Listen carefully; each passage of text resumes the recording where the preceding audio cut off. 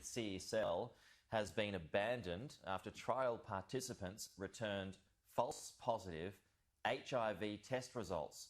This was one of 4 vaccines which the Morrison government had entered into a deal with and is a blow to Australia's potential pool of vaccine options. Let's go live to Canberra now for some reaction with Tom Connell. Tom, good morning to you. It's a significant development. It is. So this is reported this morning from Rob Harris in Nine newspapers. This deal has been abruptly terminated. The timeline was this. On Monday, CSL working with UQ found this issue. They informed the government. By Thursday, National Cabinet had abandoned the use of the vaccine. There were 200 trial participants in this vaccine. Several of them have returned false positives. That's important to stress, false positives for HIV.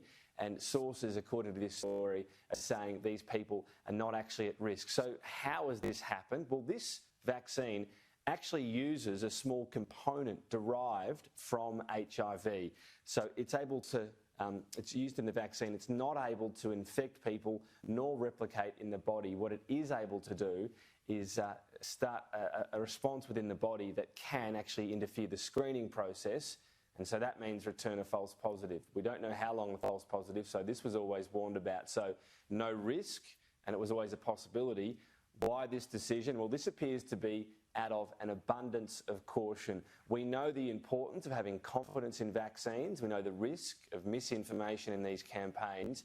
And it appears for that reason, we'll hear more from the government, of course, later on, but it appears for that reason it has been scrapped completely. So it's about public confidence in other vaccines. This decision, of course, would have been influenced by. This decision was perhaps hinted at yesterday afternoon by the Prime Minister, Scott Morrison, in a radio interview. Just getting updates all the time on this. You know, we have got 4 that we've been working on, and we always knew not all of those would, necessarily get there, and so we'll just follow the medical advice on all of that. So we always knew not all of those would necessarily be successful. The government paid $4.5 million out of a fund up front, but the $1 billion price tag given to this did not have to be paid until a green light had been given to authorities. So it's not going to severely hit the coffers. Where does it leave Australia in terms of vaccine options then? Because we do have other vaccine options, of course. Well, the government is already, according to these reports, swiftly moving to try to shore up supply of other vaccines. The remaining options, Pfizer with 10 million doses. That's the quite difficult one to get because of the cold storage. Novavax, 40 million.